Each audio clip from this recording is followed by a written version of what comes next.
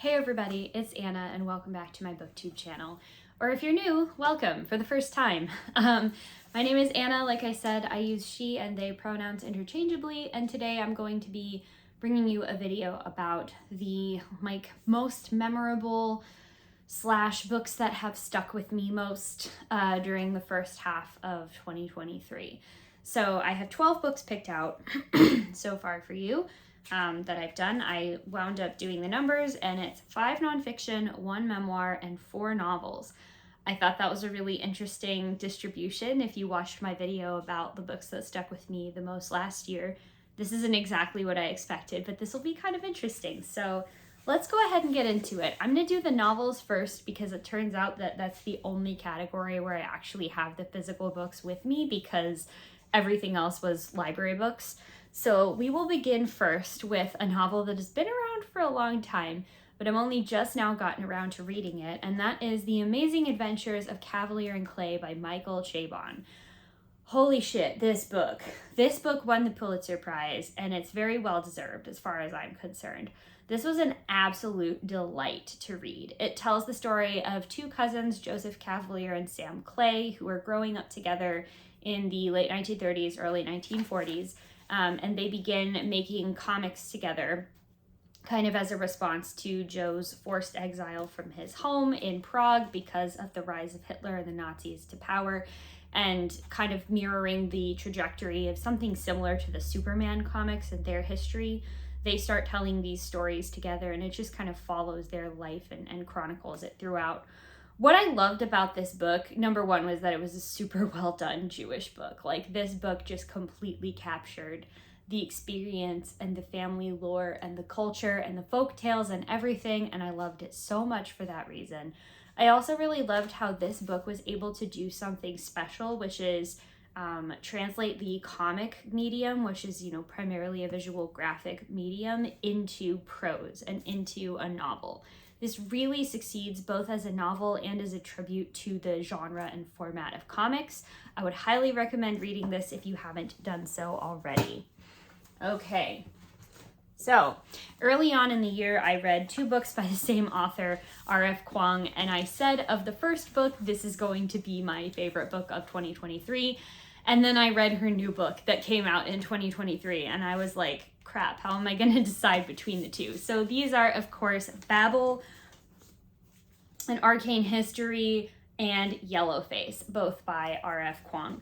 So Babel, let's start with this one first. This is kind of a historical fantasy epic about a young man whose English name is Robin. He is born in China, and he is taken from his native land by his father, who is a white Englishman, back to England, basically because the dad is like, you need to become, civilized and educated in the Western world because your Chinese heritage makes you backwards and Eastern and stuff like that. What he later finds out is that this is because in this world, there is a lot of magic to be gotten from translating words into different languages. And so the English people are trying to collect linguists and students and people who speak as many different languages from as many cultures around the world as possible in order to basically exploit that language and those translations for magical powers. So it begins as this sort of tale of Robin wanting to be this, bright young thing who studies and learns and is passionate about languages and words, and then begins to have this growing realization that this is an explicitly political endeavor with real world consequences that he is involved with. This book is absolutely incredible. I mean, I think that R.F. Kuang is the only person who could have written this. She's getting a PhD in East Asian languages and literatures right now, and you can really tell just how well read she is and how much she's thinking very critically about the process of translation and colonialism, how the two are intertwined. And it's an absolutely fantastic fantasy novel above all. So that was the first one. Yellowface, I think, is maybe possibly the best book I've ever read in my life, period. Was completely blown away by this book. It tells the story of this lady, Juniper Song, or so that is her pseudonym, who basically sees her friend Athena in a very jealous light. Juniper is white and Athena is Asian, and she's very jealous that Athena has had what she perceives to be this amazingly successful meteoric career. So I'll say when an opportunity of a lifetime presents itself, because Juniper like sees Athena die, she decides instead of just like, I don't know, reacting like a regular person would, she takes Athena's death as an opportunity to steal Athena's manuscript, pass it off as her own, and also to pass herself off as somebody that she is not. She never like quite impersonates exactly like an Asian person or Asianness, but she really accumulates a lot of these trappings and different cultural associations that we have with like people who are Asian or Asian descended, and then tries to like pass that off as an authentic version of herself. This book reminds me of if the Telltale Heart met, I'm trying to think of the name right now, kind of like the sapphic obsessiveness of something like the novel Hex or the short story collection Fruiting Bodies. It was absolutely incredible. It was not just a great meditation on like what yellowface is and what it means in the modern age, but also on like who has the right to tell what stories, what kind of decision making goes into that process, what kind of responsibility do we have to the truth, both of the fiction itself and of the meta narrative surrounding it. It was absolutely incredible. I'm already ready to reread it again. I'm going to give it some time to settle just so I can like let my thoughts settle on that, but that was absolutely incredible. Prior to that, the book that I said was going to be the best book that I read in 2023, and probably the best book ever, it's making it hard for me to pick. This has been a really good year, is Piranesi by Susanna Clarke. This is her second novel, I believe, after Jonathan Strange and Mr. Norrell, which I read years ago when it came out and I really loved. This is also a fantasy story that is in the same tradition of portal fantasies like Alice in Wonderland or The Magician's Nephew.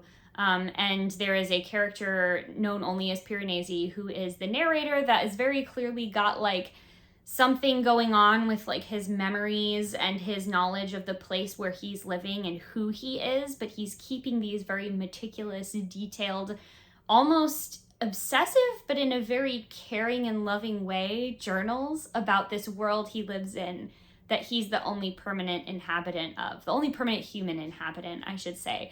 There are no other humans around. There are just the only humans that are there are like long dead skeletons. He's kind of surrounded by the ocean and these statues and just weird birds, making maps, writing journal entries about this. And he's visited by this mysterious other character. He's literally called the Other, capital O, who comes and is kind of the key to what is really going on with Piranesi. And as a reader, it was so fun to try and like figure out what exactly it was that was going on here. The book doesn't necessarily explain all of the like fantasy world buildingness that goes into it, but I actually really liked that because it gives us an amazing opportunity to explore this world with a character who is also finding out about it. And I just loved the absolute tenderness with which this was written, the tenderness that he had for just the very simple objects and surroundings and trappings of his life. It made me really want to get out a pen and paper and start drawing a map of the places that he was describing so I could visualize for myself what the house that he's living in looks like. So absolutely incredible. The final novel is The Call Out, which is a novel in verse by Kat Fitzpatrick. This is riffing on Eugene Onegin. I think I pronounced that correctly. I've realized I've been pronouncing it Ogenin my whole life. That's not how it's pronounced. It's Onegin. Anyways, this is a riff on that sort of classic novel of manners in 19th century Russia, but instead of that, it is a bunch of like queer and trans femmes and non-binary people in New York City in the modern days. There's some social snafus and faux pas that happen, a call out ensues, a clapback is swift and vicious, and the fallout is absolutely delicious to be able to watch. What I loved about this is that every like chapter of this book is written in sonnets, including the table of contents. This was the first book that I bought in 2023 Thank you, Elliott Bay Books, for feeding my amazing like queer and trans fiction addiction. It's incredible. And the reason why I bought it, not just because it was in verse, but because when I opened it up and saw that the table of contents was also a sonnet, I was just completely sold and I knew I had to read it. So if novels in verse are your thing, check it out. If you really love like reading from one of the titans of our modern queer literature, also check it out. If it just sounds fun to you and you kind of like gossipy social stories, also check it out. I think that there's really something for you to enjoy regardless of like which three of those overlapping Venn diagrams you line up with. All right, so I have notes here that are the last... Wait, was that just 4 novels? No, that was 5 novels. Sorry, it was 5 novels, 5 nonfiction, and 1 memoir. That's why you write things down and read them ahead of time. So the memoir that I read, let's go to that. All the Beauty in the World by Patrick Brinkley. I got a hold of this book because Jeff and Rebecca talked about it on the Book Riot podcast, which is like one of my favorite book podcasts. I've been listening to it very nearly since it started. I think I missed a couple years because I didn't get a smartphone until like 2015. Yeah, 2015. And so once I did have a smartphone, podcasts really opened up to me in a big way. And that was when I started listening to Book Riot. So anyway, gotten many great recommendations from them over the years. And this book was no exception. It is the memoir of a man who, after he loses his brother to cancer, decides that he is going to take on a job as a security guard at the Metropolitan Museum of Art in New York City. Now, the Met is a place that like really looms large in American and global cultural consciousness. It's definitely a place that I remember reading about in books like Mixed Up Files of Mrs. Basil E. Frankweiler when I was a kid and really enjoying. And I didn't actually get to experience the Met in person until it must have been late 2021 was my first time going. I'd been to New York City before, but I'd actually never been inside the Met. And holy shit, it blew my mind.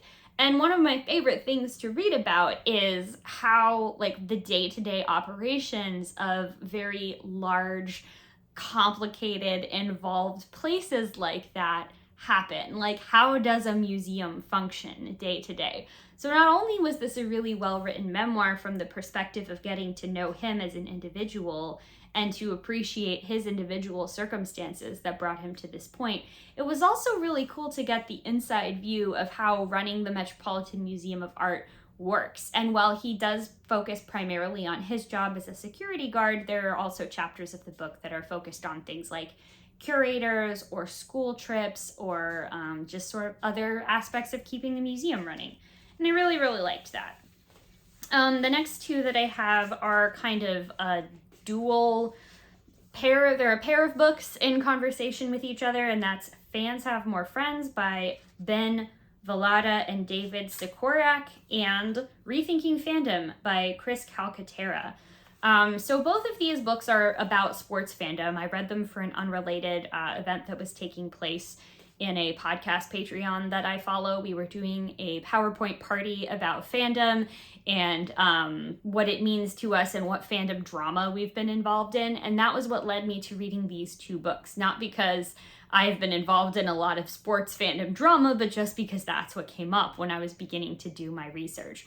And these were both really interesting takes to me on sports fandom and why it is actually worth studying fandom practices as a matter of human behavior and as a way to understand things like better social health outcomes, greater happiness, and sort of the dark side of it too is like what about fandom and sports teams can bring out people's greed and more toxic behaviors and things like that, you know, classic stereotype of an angry drunk guy wearing a football jersey and yelling. And it's like these books both broke down the fact that it is more than just the stereotype and also more than just sunshine and rainbows. Rethinking Fandom in particular, I found to be particularly helpful because it's really more along the lines of a long essay. The first half of the essay outlines some problems with sports fandom when it's taken to extremes.